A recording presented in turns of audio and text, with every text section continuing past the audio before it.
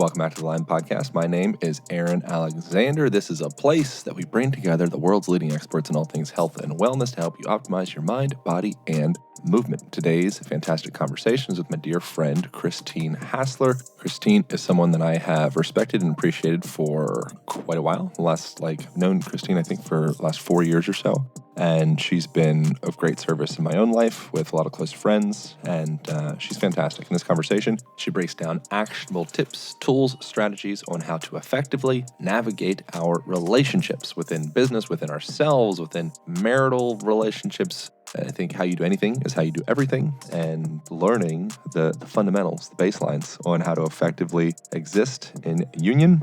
Pretty big deal. And that's what she covers in this combo, amongst other things.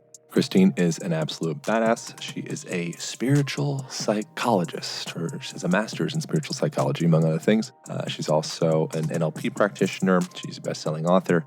She's been featured all over the place, including all the major media channels, Fox and CNN and Today Show and all that stuff. So she's great. I'm very grateful and humbled to get to share her with y'all. This is, I think, maybe the third conversation we've had on here. So let's get into it. If you guys want to support this podcast, por favor, feel free to leave comments and reviews in Spotify and iTunes, wherever you're listening to this program from, and also subscribing, sharing, and just telling your friends. So thank you guys so much for tuning in. And here we go, back to the program with my girl, Christine Hassler.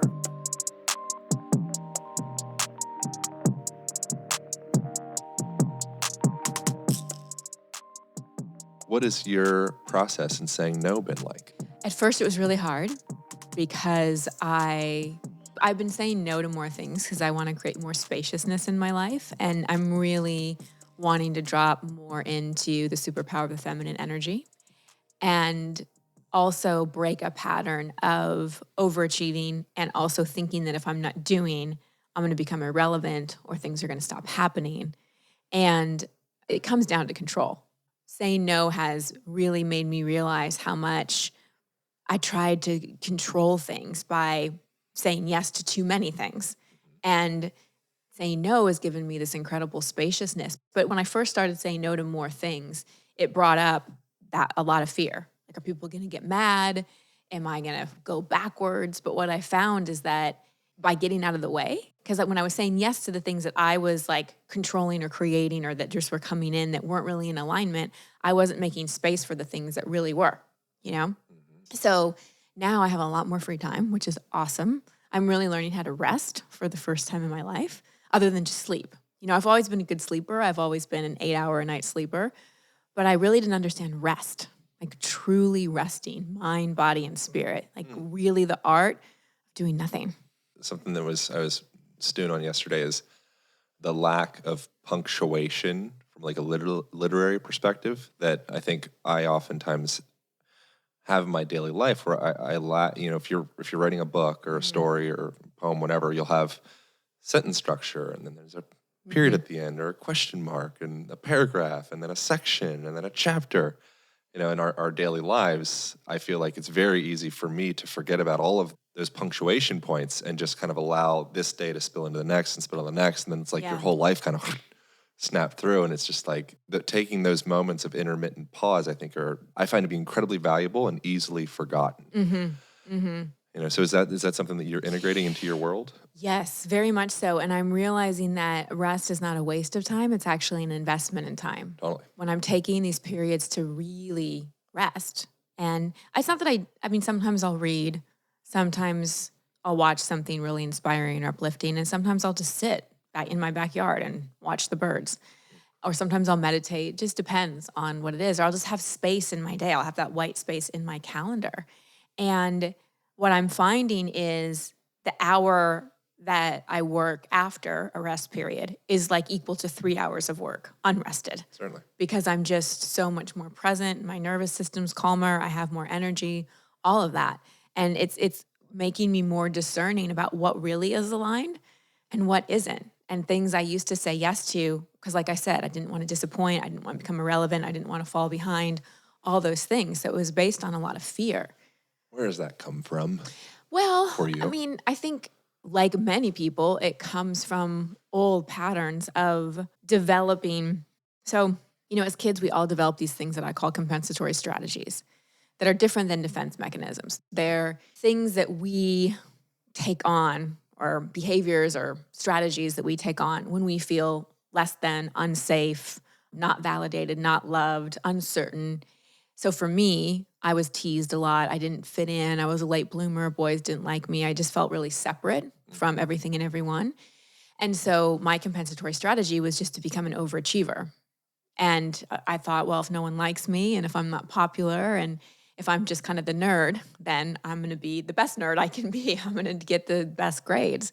And so the doing was a distraction from loneliness, from feelings of rejection, from sadness, from thinking I'm not enough. Busyness it can be an addiction. It's a way that we cope. And so I always think when I see myself really busy, I ask, am I inspired? Am I really lit up by everything I'm doing? Am I busy because I'm alive and creative? Or am I busy because I'm just distracting myself from maybe some other stuff that I don't want to feel or I don't want to look at? And so for me, this time in my life where I'm not trying to achieve, like I've been writing a book for like 4 years. I don't know if I'll ever finish it. I don't. We kind of turned it into a program. I don't know if I'll ever finish it. We'll see. The old me would have blocked out time, had a proposal, shopped it around, had a deadline by now. Like that would have been the old strategy. But now I'm just kind of like, it doesn't really matter. Like that's not the thing that's going to make me happy. And I think what I realized, it happened probably 2 years ago when I finally started feeling content in my life. And I was like, contentment, that's what I've been looking for. No one tattoos content on their arm or gets a necklace that says content, but that's really what we're seeking in so many ways. We just want to feel like enough is enough. And we're just happy and pleased with where we are. And so since I've been feeling that contentment, I don't find myself looking for something to make me feel better about myself or looking for something to make me feel alive or joyful or any of those things. I've always known and I've always taught, and for the most part, I've lived into it's not out there, it's in here. Yep. But I think until we start, growth is really a process. First, that awareness piece, really learning what our issues are, what our limiting beliefs are. And then there's the processing it piece, going back and maybe processing our trauma, doing our shadow work, all that kind of stuff. Then there's the integration, like having old things come back and choose a different response to it. And then there's putting new practices in place. And that's where I feel like I am now, is just putting new practices in place that are moving me toward the direction I want to go versus still reacting to old things or still relying on those old compensatory strategies. That's like the very similar protocol with getting parasites out of you. Oh, really? Yeah. Interesting. First, you got to weed them out. Uh-huh. Then you got to reintegrate. First, you got to know about them. Then you got to read them out. First, you got to know about them. Yeah. Yeah. So address, accept. And then maybe acceptance could be, littered throughout the whole process. And then you weed out the bad bugs, which bad's a relative term. Yep. And then you reintegrate the good bugs, another relative term. Interesting. Wow. Well, who knew? Personal growth was like parasites. There you go. Everything is like everything. Great metaphor. Yeah, that's true. That's true. How does a person even get to the beginning stages of recognizing that there are perhaps like some parasitic compensatory patterns that exist? Usually it's because they have an expectation hangover. That was the title of my last book. Yeah. An expectation hangover, things don't go according to plan. Things go according to plan, but you don't feel like you thought you would. You finally get into that relationship, but you still don't feel confident or enough or whatever. Or life just throws you an unexpected curveball. And it's usually one of those things that has people go, whoa, wait a second. I need to look at some stuff. Or the common denominator in all this is me. I'm not where I want to be in my life. That's where I find most people start to go, there's something up. Kind of like with a parasite. Not feeling the same. I'm not having the same experience here. There's something that's not quite right. And then they start to look for the information about it. And most people that come to my work is they've had an expectation hangover and they're looking for a way through it. They're looking for a deeper understanding, because I think when you have similar expectation hangovers over and over and over again, you keep getting laid off. You keep having health issues. You keep having trouble with your finances. You keep going from job to job that you don't like. Like I said, you start to realize the common denominator is you. It's like, oh, wait, what am I doing? And that's how I woke up to personal development. In my 20s, everything in my life kind of crashed and burned. And I I had the awareness of I can be the victim and just go, life sucks and this sucks and this sucks and it's that fault and that fault. Or I could go, well, Christine, like you're the thread in all of these situations. So maybe time to look at you. I wonder with those compensatory patterns, Mm. do they ever go away? Like the various different neuroses that we may have, manifested maybe from our parents or our parents' parents or just ourselves or childhood, whatever it may have been.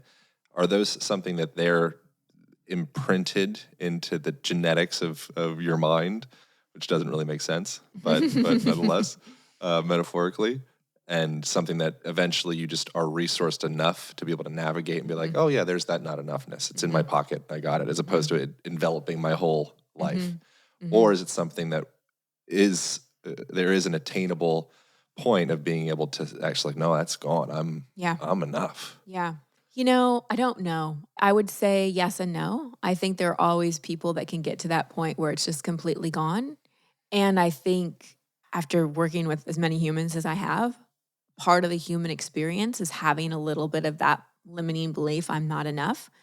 In some ways, I think that inspires our quest and our spiritual development because It's like steroids. yeah, exactly. It's like Exactly. the fire. It's like It is. It's like, okay, there's embers there. Yeah, because that's why we're here. Yeah, to really learn who we truly are. And Is that why we're here? That's all why we're here. It's just to figure out that we're loved. Is that a fact? That's a fact. I talked to God before I came over. Yeah. I knew you were going to ask me something like, what's the meaning of life? And I wanted to have my answer What else ready. would I ask?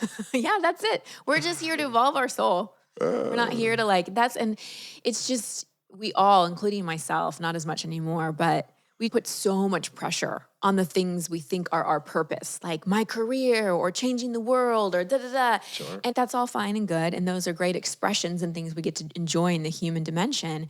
But truly, we are here to evolve our consciousness, to move more out of fear and into love, to move more out of judgment and into love, to move more out of separation and into unity.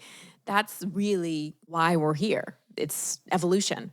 And so when people come to me and ask me, well, I have to figure out my purpose and I don't like my job and I've got to figure out why I'm here on the planet and my life has no meaning. I'm like, well, that's because you're looking out.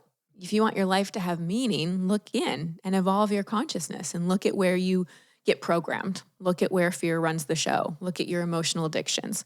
Look at the stories you tell yourself. Look at how separated you feel. Look at your spiritual connection. That's where you'll find your purpose.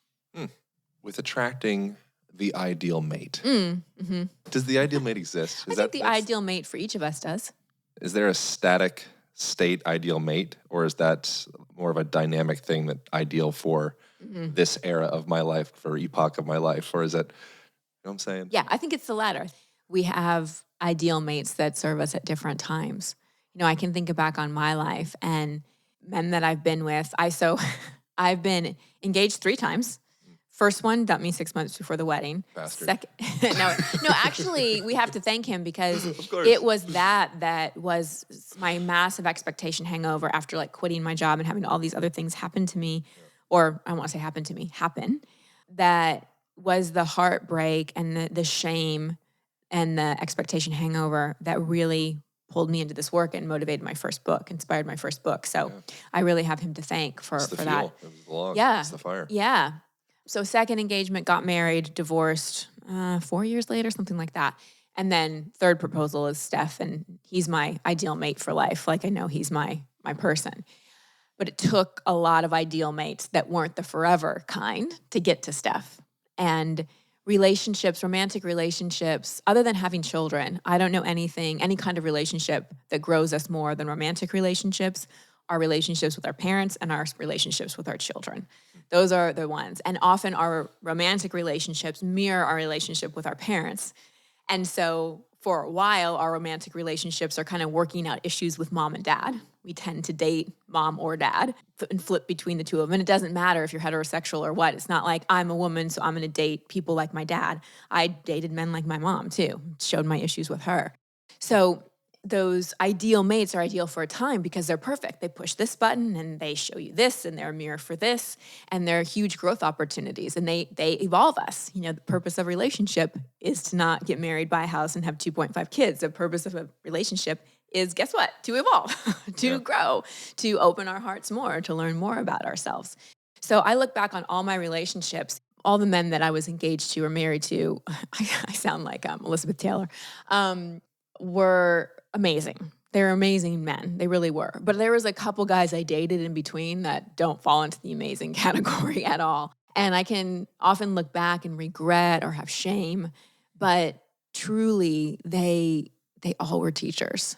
They all were ideal for me at that time because they showed me where I was. Anybody that we attract or that we're attracted to is showing us where we are. And so when we attract someone that maybe hurts us or ghosts us or rejects us or is toxic, it one shows us where our level of self-worth is. It shows us where we are with some of the things that we're working through, shows us how available we truly are, shows us how open our heart is, and it shows us where our values are. And so that's why relationships are so juicy, is because they're learning opportunities. And I think we often, especially women, have so much attachment to making it something, to knowing what this relationship is. Is this the one? There isn't a one for any of us. There's multiple people usually. Hopefully. Yeah. I mean, some people, have marry their first love, and that's amazing. That's an incredible experience. Most people have many ones before they settle with, not settle like bad, but settle down with, or choose to, I don't like that, to choose to grow with one specific person. I mean, that's what Steph and I have chosen. We've chosen, hey, we're choosing each other for the long term. And I mean, I don't think it will change, but we're never going to stay together just for the sake of staying together either. Yeah. I wonder if we were going to build a house, we would find, an architect or an engineer, and they would have these plans and step-by-step guide, and they'd talk to the permitting office, and then we'd eventually put a foundation in, and then we'd get like a cement truck in and all that, and then build the frame. I wonder if you were building the house of a relationship, a healthy relationship, finding that life partner, the one that's like really, really fits. I wonder where would one start to address one's self in order to create the foundation to open up space for that relationship? Well, I think there's a couple places you can start. If you've had several relationships that maybe didn't work out the way you want, start by looking at what didn't work. What were the things that attracted you to the person that maybe weren't unhealthy? What were the patterns there that you got into? What's kind of the archetype of the person that you attract, and who do you become when you're in the relationship? So I think a good place to start is research, looking at where I've been in the past. But then to me, really the foundation is, what is my relationship with myself like? Is that all stem from childhood stuff? I hate to say it, but yes. I mean, 17 years of coaching people. I mean, I've worked with thousands of people, either one-on-one or in retreats or on the podcast, and stuff always comes back to childhood. It just does. It just does. I mean, and not just with our parents, but that's a huge part. School, peers, anything that happened usually before 18 cements in and isn't who we are, but it programs us. And so we start to see through the lens of whatever happened. And until we realize that there's what happened and then there's what we made it mean, we think that we are our past. And so much of what we do is completely unconscious. So you probably know this, but 93 to 95% of our actions, our thoughts, our reactions, and behaviors are unconsciously driven. Sure. Just habits repeated over and over. Reactions, thoughts. Automatons. Exactly. Even someone walks in a room, your judgment of them or your perception of them is mostly based on unconscious. Like they look like someone that hurt you in high school, or they walk like your dad, or whatever. Somebody gives you a high five, you think they're about to slap you in the face. It's exactly. like, no. It's good job. Yeah, exactly. Good job. Exactly. You don't have to duck. It's great. okay. Yeah. Yeah. So it's like it's all in there. And to me, that's exciting because I like to think of myself as a human detective. That's really what one of my jobs, I think, is helping people understand themselves, like put the puzzle pieces of their life together, not to get stuck in therapizing or analysis, but when we start to connect dots and it's like, oh, now I realize that I keep attracting emotionally unavailable man because I never felt that intimacy with my dad. Okay, that makes sense. So that Great. feels like home. Yeah. We're always, Feels it's like we're familiar. like a dog always going home. Yep. And we're always trying to get what we didn't get from our parents, from people like them. So if I had a super critical mother and all I wanted from the feminine was for her to appreciate me, and if I was a heterosexual guy, I'd probably date critical women or women who said like what I was doing wasn't enough because I'm looking for what I didn't get from mom for people like mom. It's counterintuitive. You'd think that if I had a critical mom, I'm not going to go after critical women, but it's so unconscious. And often you don't realize the person's critical till you get in there because there's this thing that I call issue-based relationships. So issue-based relationships they're really hot. The chemistry's off the charts. The other person is a drug. The sex is great. But that's really the only time you feel connected. A lot of buttons are pushed. There's arguments. You don't really have certainty.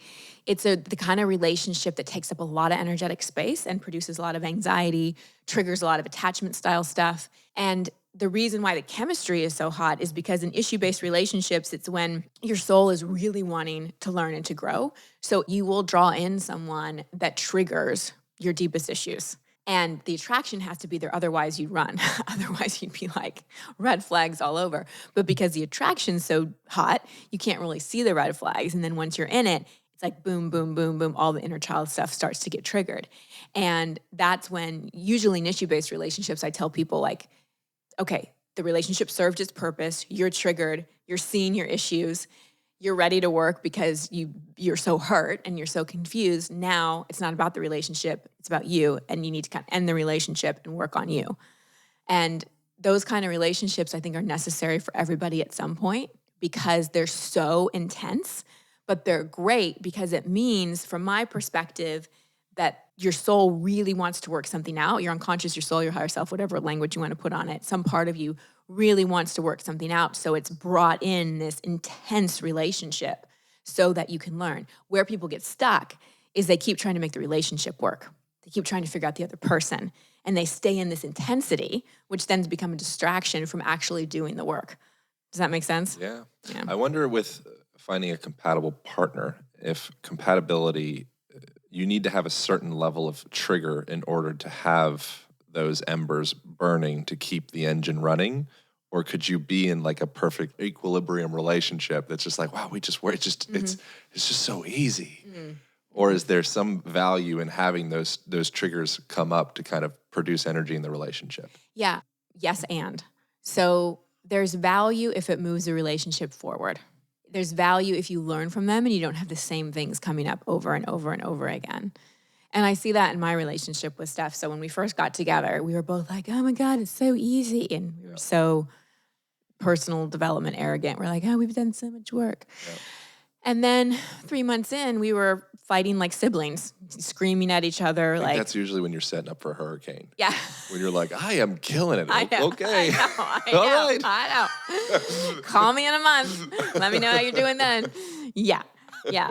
So we were, the stuff came up. But what was different is we had the tools to navigate it, and we had done enough work that we knew what was our stuff. So we knew in the triggers, and this is how it's different from issue-based relationship. So the kind of relationship Steph and I are in is called a side-by-side partnership. Two people who've done their work, who aren't looking at each other to make them safe or whole or complete or anything, but are actually standing side by side looking in the same direction in terms of vision and values and how we want to live our life. Doesn't mean stuff doesn't come up, but when it does, I'm not pointing at him and he's not pointing at me, and we're not stuck in our issues. It's like we'll have an argument or something, and then I'll look at my stuff. He'll look at his stuff. We're able to communicate like where the personal stuff is. We're able to take responsibility and say, okay, how are we going to grow from this? What are we going to learn from this? And so we're not stuck in a loop. And that's the difference. And I do think that the tension and the triggers and the challenges are things that grow. And, our challenges now aren't so much about past stuff. They aren't so much about inner child stuff. They're about growing a vision, growing business, possibly growing a family, all those kinds of stuff, and expanding And how are we meeting that? How are we meeting extra levels of responsibility or opportunity or vision in our life? So it's a different kind of challenge. Yeah. So back to the house analogy. Yeah. Do listeners have the tools to create a foundation via examining their childhood stuff yet, from what we've said? Oh, no. I think it takes a while to kind of unpack And by that. we, I mean you. keep me out of this. Well, yeah. You'll have a very wonky house if you hire me. I know.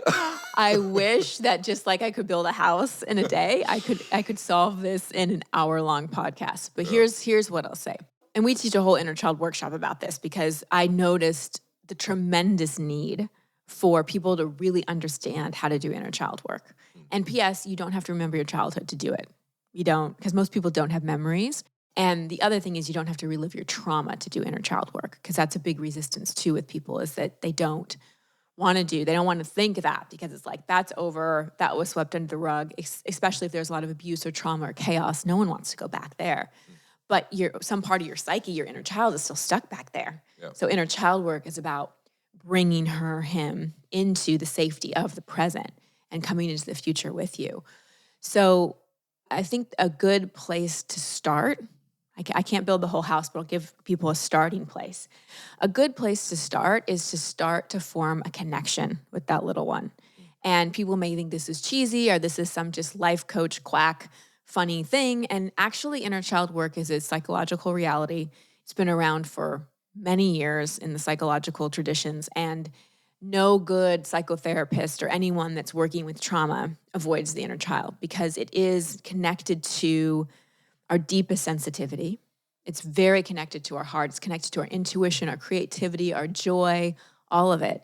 And when that inner child feels abandoned, feels neglected, feels alone, it's going to try to get our attention unconsciously through anxiety, through sabotage, through overwhelm, through all kinds of ways, through health conditions. I mean, the body is the language of the inner child in so many ways. And so that's why it's so valuable to start to form a connection with it. So that's the first step, is just to start to form a connection with the inner child. And the easiest way I know how to do it, just get a picture. Just get a picture of yourself, usually before the age of like 5, 8 at the oldest. And if you don't have one, draw one.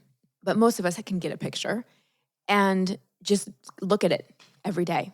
Like really connect, look into your own eyes and just start to form that connection. And usually if you sit with it for a little while, it'll bring up some feeling. It'll bring up emotion. And then you can start to talk. You can be like, hey, little Aaron, like, how you doing in there? I'm here. I'm here to listen. That's the first step, is just forming that connection. Because when that part of our psyche, when that part of us, when the inner child feels like we're there and we're paying attention, it doesn't need to get as activated as much. Yeah. And the reason why most people have trouble in relationships or dating or anything is because that little one is activated. And, I may be 35 years old, but I'm making decisions and having reactions as an 8-year-old, or I'm picking the people I want to date as a 14-year-old. And that's where it gets really tricky, because it's like, why in the world was I with that person? Oh, I know, because my 14-year-old who never could get the popular guy and always felt rejected, like had a thing for the charismatic popular dude, and she picked him, not my grown-up self. How would you begin the process of gaining a relationship with that little boy or girl? Would you ask them questions? Yeah, so the first step is just not to ask anything of them. The first step is just to start to feel the connection, which is why a picture is so good. You just sit, you look, and you feel, and you just connect. And a really good time to do it is when you're being critical of yourself, or when your inner critic is really firing up. Just sit and look at that picture. And when you see yourself and connect to yourself as a child, you'd never talk to a child that way. You'd never say to a child, oh, you piece of shit, that was a really stupid thing you did or said, or whatever the inner critic likes to say. And so when you can sit and really just look at that little one and break that pattern of criticizing yourself and being so ruthless with yourself and move into compassion, that's how the connection starts to form. And then once you actually start to feel the connection, and people are saying, well, how will I know if I feel the connection? You'll feel it. You'll start to feel your heart open. You'll start to feel yourself softening. You'll start to feel a nurturing come forward. We all have an inner mother and inner father archetype. Whether we have children or not, we all have access to those archetypes. Just We're like always parenting ourselves. always, but we're usually doing a shitty job. We're usually really awful parents. We're usually the kind of parents we had to ourselves and we want them to be different. And then we want our romantic partner to be the better parent to us than we had. And it's like, no, we've got to be that better parent to ourselves.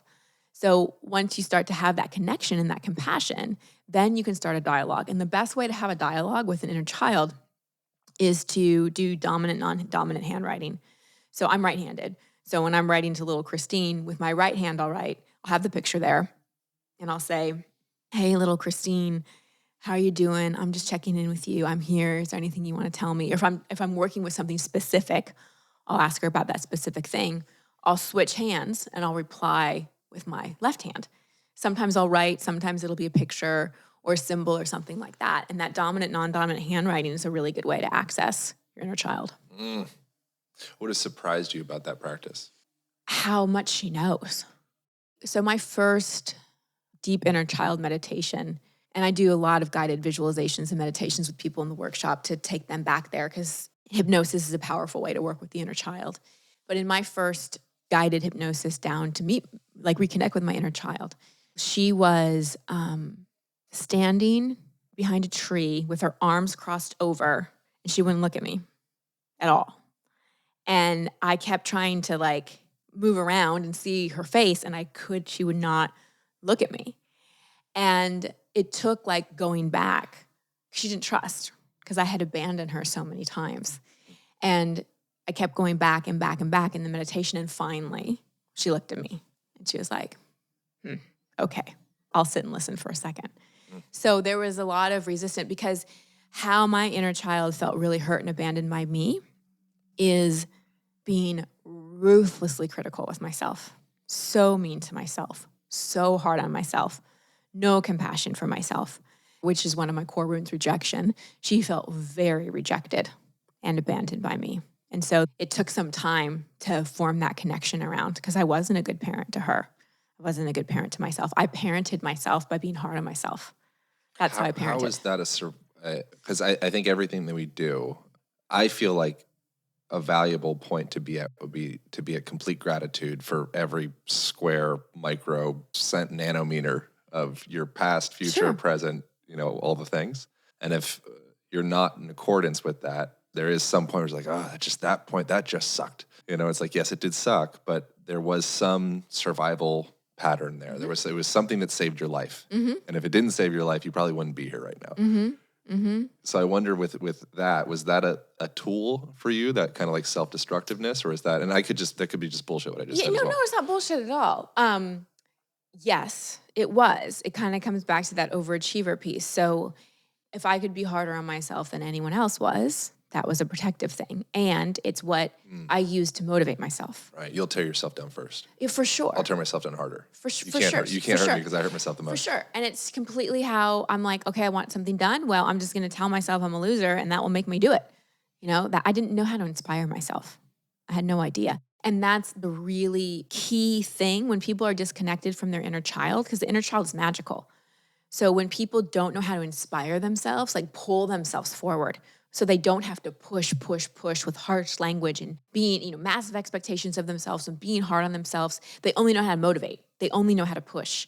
It's because there's no connection with the inner child. When you actually connect with the inner child and that magical part and that part of you that just is so intuitive and so creative, you actually master inspiration.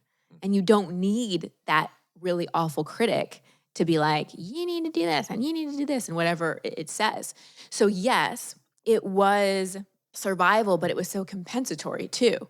It was something that was coming from feeling like I wasn't enough. So when I started to reconnect with my inner child and found the voice of the inner parent inside of me and started treating myself a lot nicer, then a lot of things changed in my life. I had way less anxiety.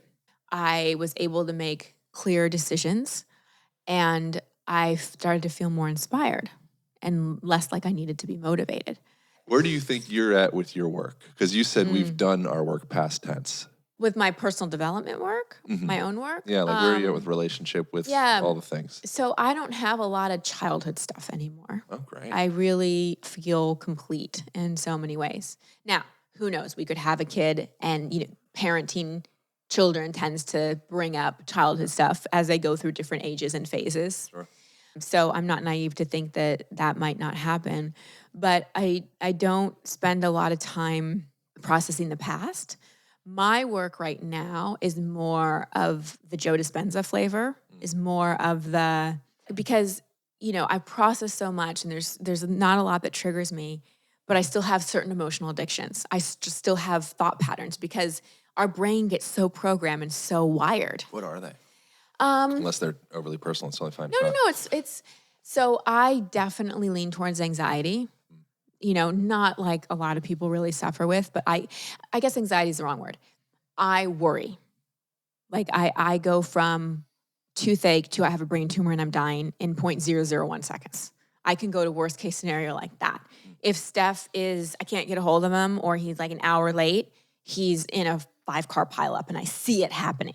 And that's I was called a worry ward as a kid. It's been something that's been with me since I was little. I mean, when my parents used to go on date night, they would have to call from the restaurant and say to the babysitter, like, tell Christine we're still alive, like every hour, because I would worry so much about them dying. So this has been with me for a long time. And so it's become such a groove in my brain and such a pattern and such a habit that I'll go into it without even realizing I'm doing it. And so that's one of the things I'm really working on is not going into that energy. Because as Dispenza says, energy follows thought. And I can go into that worry thought, which will produce anxiety, but it's really the worry that's the root, quickly without even realizing I'm doing it because it's so habitual. So that's really my work right now is looking at the habits that I have and those places that I go that are just so habitual and pulling myself out and moving myself into a different frequency, a different emotion, and trying to break a lot of those emotional addictions or programs or whatever we want to call them. Yeah, just like witnessing yourself. Like that's a big deal. Yeah. Able to step aside for a moment and look down at little Christine or little Aaron. Yeah. And actually like get into a different emotion, So then it would be having the tools and the resources in order to navigate it. Mm-hmm. And I think that's hard to do unless you've dealt with your trauma and you've kind of dealt with your past, because when we're constantly dealing with old triggers and there's consistently a little one inside that feels unsafe or wounded or neglected or abandoned or rejected or any of those things, it's hard just to bypass that and go, I'm going to go into a state of gratitude or I'm going to go into a state of abundance. Because again, that inner child's like, but what about me? Like I'm angry down here. I feel ashamed down here. And like, you need to deal with that. And I know for me, especially any kind of work where I'm shifting into a different vibration or really focusing or visioning or any of like the Dispenza stuff, like I said, where it's really about moving into a different energetic frequency, a different emotion, that has been so much easier because when I sit and meditate or I'm working on changing a state, I'm not fighting demons. I've done that already. So it's easier to shift into a different frequency. I'm really glad for my years of anger work and my years of journaling and my years of hitting a pillow and screaming and my years of crying. And the important thing about that is as I did all those things, anytime I did an emotional release, I made sure I did forgiveness as well, forgiving the judgments that were put into place when those things happened, forgiving the situations, like ending any emotional release with the frequency of forgiveness so that I can actually process it through. Because a lot of people, when they process emotion, the emotion comes out, it's cathartic, but that's it. Yeah. There's no bow. There's no completion. I want to take a quick moment and discuss the value of adding electrolytes to our water. This is something that I have been doing for years, something I mentioned in the Line Method book. When you're drinking water, oftentimes, especially if you're drinking filtered water, you will be pulling out the vital minerals that actually allow that water to permeate your cells. So, teamed up with our friends over at Element. It's spelled LMNT because they've changed my experience with drinking water. I've been using Element for the last several months, and it really has made my time drinking water something I look forward to. Oftentimes, just drinking bland water is not something that I really desire, but their flavors, my favorite is the chocolate salt, makes it something that I look forward to and also makes me feel better for it. So all the flavors are delicious. They have a fantastic blend of potassium, magnesium, and sodium. And you guys can get yourselves a free sampler box by going to drinklmnt.com/align. That's drink, DRINKLMNT.com/align, and you will get a full sampler packet of all of their flavors. All you got to do is drop a few bucks for shipping, and they will send it out. So go to drinkelement.com/align, get yourself a free sampler pack. Pow. All right, so now that we've sorted out our hydration, the next obvious thing to think about would be how to improve our gut health. Teamed up with our friends over at BioOptimizers to help you guys do exactly that with the Leaky Gut Guardian. Your gut health is responsible for not just digestion, but is also foundational to healthy functioning immune system, boosting your energy levels without being dependent on stimulants. Mood, 95% of the dopamine is created in your gut bacteria. You have a beautiful tropical rainforest of bugs, a whole vibrant community living inside of you, and they need to be tended to. Leaky Gut Guardian does exactly that with a perfect complex of ingredients to weed out the bad bugs and reintegrate or seed the good bugs. What you will notice through using Leaky Gut Guardian is a boost in mood, a boost in your digestive ability. Sometimes you eat food, you might feel bloated or gassy or heartburn or anything of that sort. Also, just a general sensation of feeling heavy or a malaise, brain fog, any of that will all be tied back to your gut health. So I am a big fan of Leaky Gut Guardian to heal the gut, heal the lining of the gut. And you can get yourself 10% off by going to leakygutguardian.com/align. That's LEAKYGUTGUARDIAN.com/align for 10% off. And if you do not notice a difference with this product, an improvement in your health that is worth purchasing the product with the discount, then they will send you your money back. Absolutely. No questions asked. 100% guarantee. So you got nothing to lose. Check it out. leakygutguardian.com/align. Improve your gut health, improve your mental, emotional health, improve your immune health, because all those systems are tied together. Okay, back to the podcast. Who should be single? Well, a few people.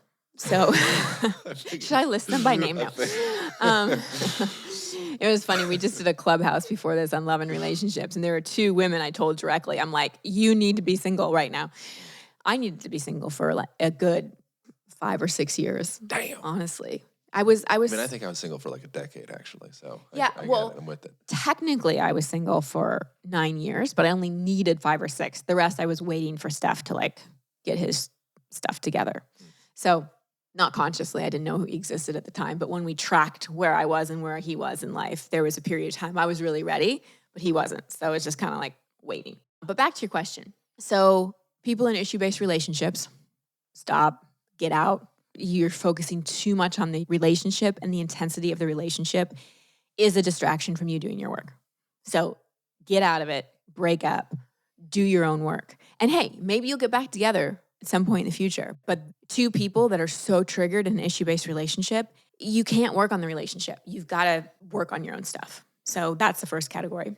Second, I think when we're doing deep processing of trauma or a lot of deep inner child work, when we're ready to be like, okay, I'm lifting up the rug, I'm opening up Pandora's box, I'm going in, I'm dealing with a lot of this stuff.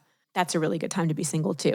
Because when we're consciously choosing to go back and do with our family of origin stuff, who we're going to attract during that time are just going to be reflections of that stuff. And so from my point of view, it's better to be single and see who you attract when you're on the other side of that. I also think people that have just gotten out of a relationship should be single for a while, because it's tempting to just get into another one because you're lonely, or you have a timeline you're worried about, or you got to knock out the old nail with a new one. Right. Exactly. Got this damn nail stuck. Exactly.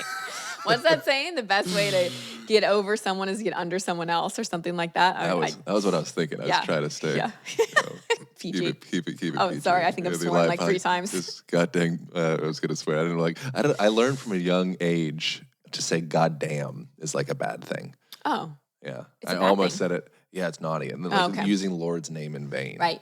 It's interesting, old belief systems like that, which I get it, and I kind of am in somewhat alignment with, but nonetheless, it's all still just a story. Yeah. But that was just a moment of me reproducing a childhood thing of like, oh, that's bad. Mm-hmm. And I don't even necessarily know it's good, bad, Yeah. whatever. Isn't it funny how quickly it Nonetheless. comes up? It Yeah. comes up so fast. Yeah. Do you have religious beliefs? I don't know if I'd call them religious belief. I call them spiritual beliefs. I call it God. Some people call it spirit, universe, source, divine. Those words are fine with me. I don't really care about the words. But I for sure believe and have had experiences with a higher power that's so loving and so all-knowing and so comforting. And I've also had experiences both of my own and facilitating things and witnessing other people that could not be explained other than a divine moment. So, yes. What is God to you? How would you define God? Perhaps you just did. And if Yeah. that was, where is God? Well, I mean, my first spiritual teacher, who is my first life coach, but she was like way more than that, said God is truth and love. And that's so simple and to me so true. Like truth and love. It's what's real and it's love. You can't have real truth. You don't want to have truth without love. You don't want to give someone truth with judgment or hate or shame or anything. And you can't really have love without truth. And that just simplifies it so much for me. It's okay, God is truth and love. And if we want to expand it, it's just this all-knowing, all-being consciousness that is love and that is who we are. And again, back to why are we here? I think the human experience is about reconnecting with that, realizing the truth of who we are, realizing that we are divine. You know, we're spiritual beings having a human experience and getting out of the illusion of separation. You know, I grew up Catholic. That was the religious conditioning that was part of my experience. And I always felt so scared. It did not feel comforting to me, church. Sure. It felt like if I did anything bad, Oh, yeah. you know. And I remember going to my first confession as part of my first communion. And I didn't have anything I had lied about. I couldn't think of anything I lied about. And so the priest was like, you know, tell me something, tell me your sins or whatever they say. And I said, I don't know. I can't think of anything. He's like, we all sin. And so I lied. I made up a lie. I said like I something stupid. Like I told my mom I washed my hands before dinner and I didn't. I just made it up. I didn't know what to do. And so then I walked out and I just felt like the worst person on the planet and all this guilt. And he told me to say, you know, 10 Our Fathers and 5 Hail Marys. And I think I doubled it because I knew I lied. And it just always was this confliction thing because something, you know, I mean, I remember as a little girl sitting in my closet and praying and connecting and talking to something. Like these memories didn't come back till later after I started to have my connection with my inner child. And that's kind of what happens when you start to have that connection, memories will come forward. And I have this memory of just sitting in my closet talking to God. I mean, I don't know who else I would have been talking to. It always felt very comforting and divine and right. And that was so natural. And this isn't a bash on the Catholic religion. I'm just talking about my personal experience. Yeah. And then I'd go to church and I'd feel judged and wrong and confused and bored. And I think it confused me for a long time that I just really didn't know what God was. And like a lot of people, I just went into my own world and reinforced that illusion of separation that like, I don't know if there is a God. It seems kind of like this weird thing. I'm just going to rely on me. I'm just going to rely on me. Yeah. And, you know, not having that spiritual connection definitely fueled my worry. Because when you don't have that spiritual connection, that trust in the divine, whatever that means to you, it can produce a lot more worry because you feel like it's all up to you. You feel like there's no safety net. Yeah. I feel like this is getting even more and more tangential, but I feel as though the creators of the rules, in this case, say like Catholicism or whatever, they are in fact the conception vessels for the very thing that they are casting out as being, you know, bad or good. Like they're actually they're actually what feeds energy into the bad. Yeah. Whereas if you can come from a place of compassion and love and like, oh, you jerked off your bedroom. You had you got blood in your Yeah. penis. Yeah. You started doing stuff with it. It's like, Yeah. okay, cool. Like that's great. Yeah. Like that happened. That's great. Like That's okay. how did it feel? Yeah. Like or you come from a place of this is bad. You're gonna get hair on the back of your knuckle. Like all these different stories, and it's literally that person, the Holy One, literally is. I think they occupy the other side of the pendulum as well. They're the producer of the swing. So by you saying this is the bad thing, now all of a sudden it charges up that action, and then you start this whole. Yep. It's very fascinating. It is.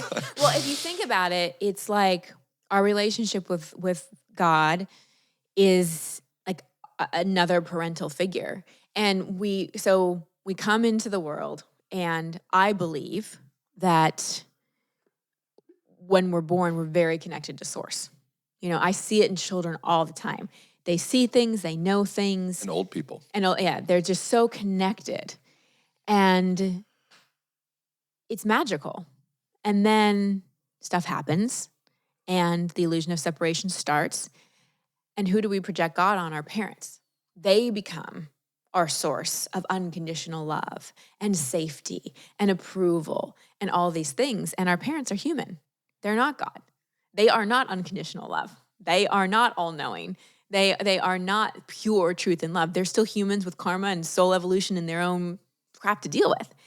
And so we project God on them and then get disappointed and then start like thinking that God doesn't love us, but it's really our parent that we felt didn't love us. And then we start looking for what we didn't get from parents and what we've forgotten from God in romantic partnerships. And then we're just kind of in this cycle. So another part of building our house, back to that, is a spiritual connection, whatever that means to you, something that connects you to unconditional love, something that connects you to safety, to trust, to faith, to knowing you're enough, something. Because when you have that, you're not looking for it in others. And anytime we're looking for something we need in someone else, that's going to be more of a learning opportunity than it really is like a soul evolving, healthy, truth and love based relationship. I love all of that. I was talking with a friend yesterday, and she was talking about public speaking stuff. And she said one of her coaches, their recommendation was to not make the thing, because she gets really anxious and nervous. And, and she's like, stop making it about you. So when you're up there, it's not about how you look. It's not about how smart you sound. It's not about that. Instead of it making all of the eyes pointing at you, make it so that you are a conduit to transmit this message within the whole. And if you can come to that point, then all of a sudden there's not all this energy projected at this, like, who I think I am, and that like ego layer, which ego is, fine and good and all that, but it's not all about me anymore. And so I think probably the happiest people, I would imagine, are people that, they wish well upon others, and, they come into the room and I'm like, man, you look beautiful, and it's like, man, like this place is great. And it's like, it's not all, I walk into the room and I'm like, how do I look? It's getting to that point of starting to, I don't know, dissolve that layer of, I don't know what the best language is exactly. I didn't sleep quite enough last night. Well, the full moon has been weird, but I want to actually, I'm glad you brought this up, because I really want to speak to the empaths listening and the highly sensitive crew that may be listening to your podcast. So, I've done public speaking since 2006. And as I started to really learn and grow and heal and take off a lot of my armor, my sensitivities heightened. I could feel more of not just my stuff, but everyone's stuff. So a lot of times with people, what's producing anxiety, yes, sometimes it's self-perception and what do people think of me? And that's when looking out and really being of service and really focusing on the other or just the experience is helpful. And I think there are a lot of people that are such empaths, and empathic gifts can also, well, not the gift part, but empathic abilities can also be compensatory. Because a lot of times if we grow up in a house where there's violence or chaos or uncertainty, we have to learn to read emotions and we have to learn to feel feelings. It's like dad walks in, let me feel him. Is he tense? Oh shit, there's going to be. How do you put the keys down on the table? Exactly. Is it a little bangish? Uh-oh. Or oh just, boy. or just you can feel it. He walks in and you just feel it in your body. Kind of stomping on the ground. Yep. How's he breathing? Oh, interesting. Yep. How did he grab the door? Or he walked in and now there's knots in my stomach. Or he walked in and I can feel anxiety. And so people that have social anxiety, things like that, a lot of what's happening is they're walking in and it's not just insecurity. And this is where I think a lot of people just beat themselves up because they're like, I'm just insecure and I just have anxiety. I'm like, well, probably you're an empath. Probably you just feel everybody and your nervous system gets a little overloaded. I know that happens to me so much. And for me with speaking or getting in a crowd or anything like that, what I have to do is I have to really ground my energy, like really, really, really, really, really ground it. Because I could walk on stage or even beforehand, like the day of, I start feeling the energy of everybody in there. And it's just like an overwhelm for the nervous system. So for people that are highly sensitive or can relate to being that empath, we have to learn the balance between like making it a gift and a liability. And it's a liability when we're not grounding ourselves, when we're not reminding ourselves that we are safe. And it's a gift when we can walk in a room and choose when to feel something and actually discern, wait, is this mine or not? You know, that happens to me often. I'll be at a dinner in a social situation or even talking to somebody on a podcast and something will be said or something will happen and I'll start feeling anxiety or my heart will start racing or something will happen. And the first question I ask is this mine? And most often it's not. And once I know it's not, I'm just like, I just send love and I just ask to be cleared from it and remind myself I'm safe and it's not mine to feel. Yeah, I've had multiple experiences where felt like 75% chance that I was going to just literally black out during handful of podcasts, public speaking stuff. Oh my God, me too. It's the worst. Me too. I was on I'm like, this is going to be so embarrassing. No. I was on the biggest podcast of my life and the whole time was managing and not passing out. And it was like, it was such an amazing opportunity that I still judge myself for botching or whatever that word is. Because because it was live and I could feel the millions of people also watching. And what was the podcast? It was Rogan. Oh, okay. And he's great. Rogan's? Oh, when was it?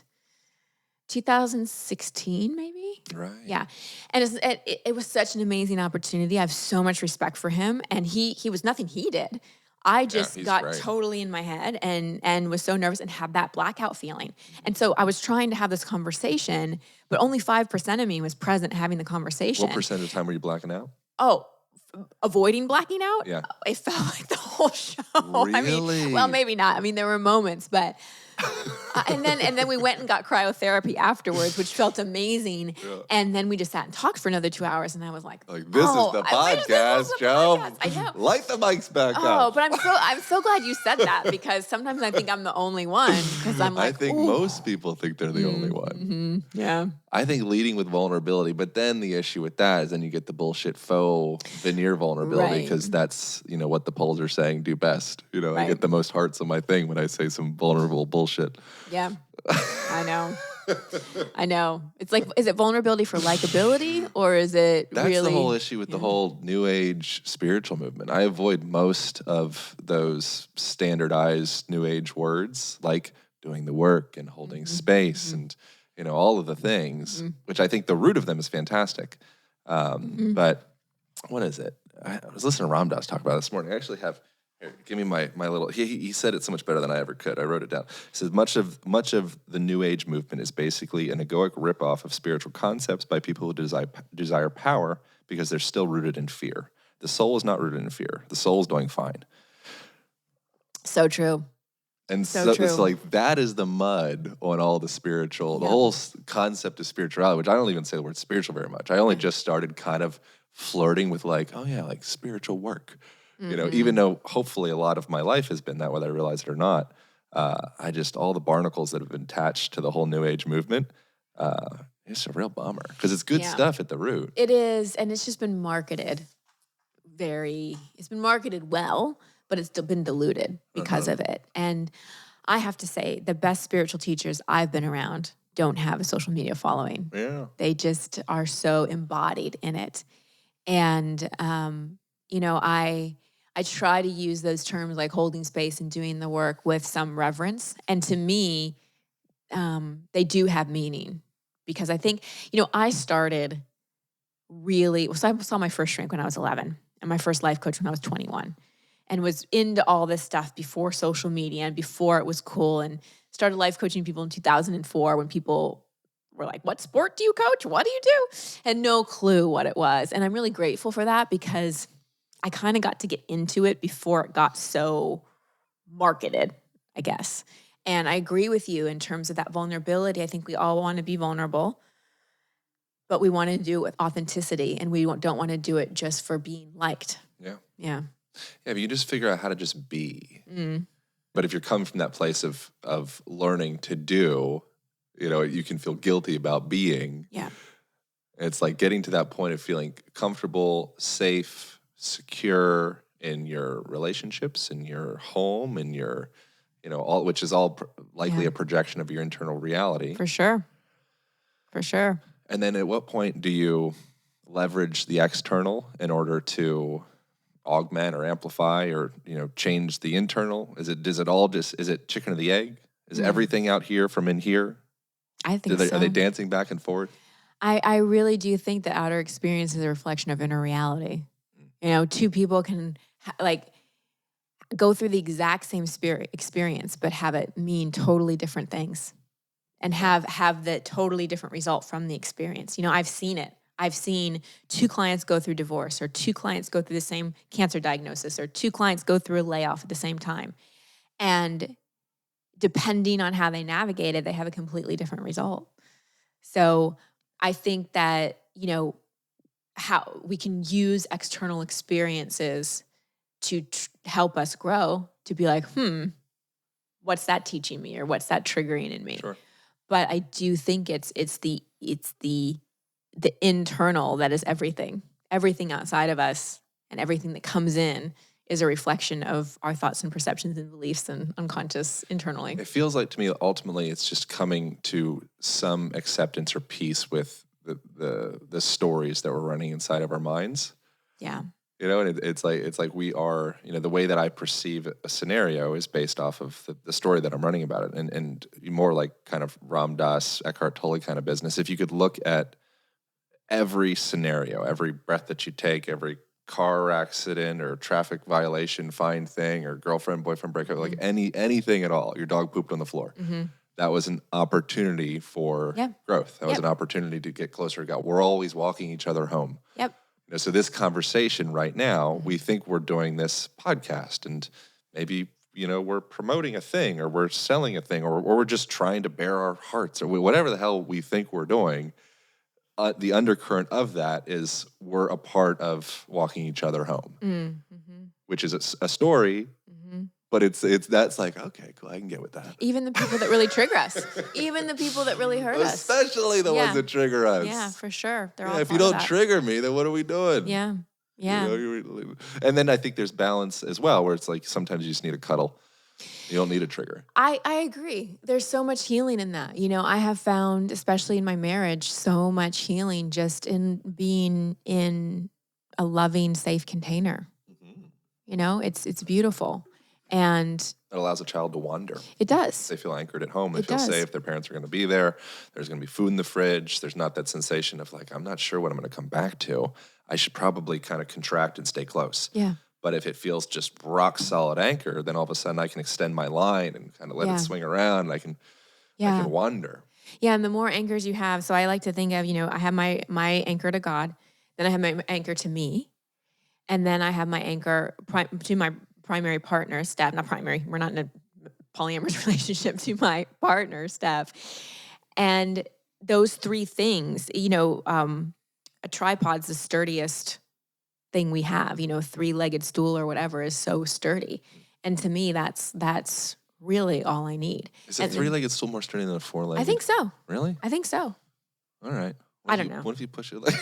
I don't know. I'm just making it up, but it sounds good. We can throw in a fourth if it makes it better. Triangles are strong. They're Push very down is strong. Well, and I really think a tripod, in terms of like what stays most balanced, is that. I think so. That's why cameras and everything are on a tripod. You reckon? I think so. I'm not a mathematician. I'm going with it. I'm going with it. It's the whole like Trinity thing. It's everything. It all goes together. Yeah, with that. Thanks so much. It's my pleasure. I just want to say one more thing. Yes, please. So I know there's a lot of people listening that are doing the work or whatever we want to say that is. Right. And one thing that I would just be mindful of as you're doing the work is not to come at it like there's anything wrong with you or like you're broken. The best energy you can come at, it's really you're evolving. You don't even have to call it doing the work. You're evolving, you're learning, you're growing. Come at it with compassion. Come at it with acceptance. Come at it with, I'm going into this workshop or listening to this podcast or seeing this coach from a place of I love and accept myself so much exactly as I am. And I want to learn. I want to grow. I want to heal. I want to leave behind anything that isn't serving me. I see too many people in the work and in personal development unconsciously or consciously running a program that there's something wrong with them and this is going to fix them. Yeah. And if they do the work, then they'll have the relationship. If they do the work, then they'll have the money.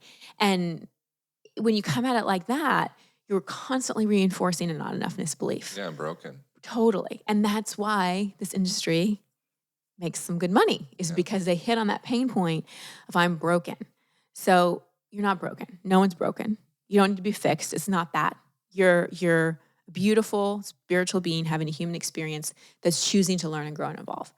And anything we do that grows our consciousness, that helps us heal, that makes us feel safe and supported is great. Anything we do that makes us feel broken or like something's wrong with us, wrong. Get out of there. Yeah, it's like you were whole all along. Yes. And this experience is just a process of remembering that. Exactly. So even as you're remembering it, you're whole. For sure. And this is just a process of remembering it. You don't have to learn who you are. You just have to remember. It's damn amnesia. It is. It's a human thing. All right.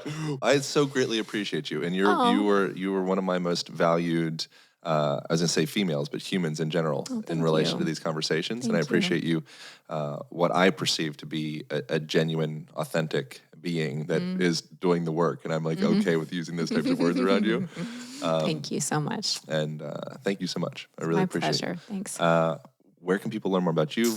Books? Like what's the best place? If people want to go deeper into this conversation, cultivating their own relationship with themselves. Yeah. Thank you for that. So ChristineHassler.com is the website. Sign up there. You can learn about all the things and take my coaching assessment. The Inner Child workshop I talked about is coming up in March. And that's a virtual workshop.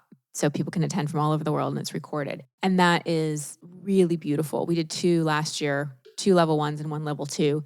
And the results people have, I mean, it's been life-changing, really, truly. I do not say that in a marketing kind of way. Like we continue to get responses from people about how life-changing it was.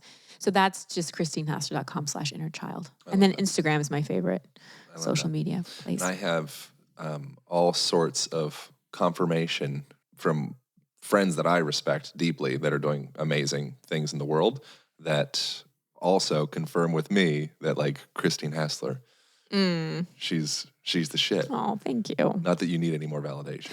Well, I won't lie. For people listening, it is nice to hear. And it has been my top value my whole life has been growth. So it's what I'm committed to, and I feel really blessed and honored that I'm able to use my experiences and the things that I've learned and amazing teachers that I've had in my life and be able to pass that wisdom on. Thank you for passing it here. My pleasure. All right. Over and out, bitches. Thank you guys so much for tuning into that conversation with the homie, Christine Hassler. If y'all did enjoy it and you think it would be valuable for other people as well, feel free to share it on the gram. You can tag me at Align Podcast. You can tag Christine at Christine Hassler. It is always such a sweet thing to see your guys' comments and experiences. Oftentimes we do these podcasts, as in, pretty much always, we're talking to each other, it goes out in the world, and getting to feel, hear, see the impact it has on you. It truly is meaningful. So thank you guys so much for tagging us, posting it, Share it with friends if you did find it meaningful. Reviews on the iTunes, on Spotify, any of those places where you're listening to it are also very supportive if you are compelled to drop us a line there. All right. I appreciate you and hope you're having an exceptional day. Hope you are living your best life. And most of all, I hope this was supportive to you. Thank you, guys.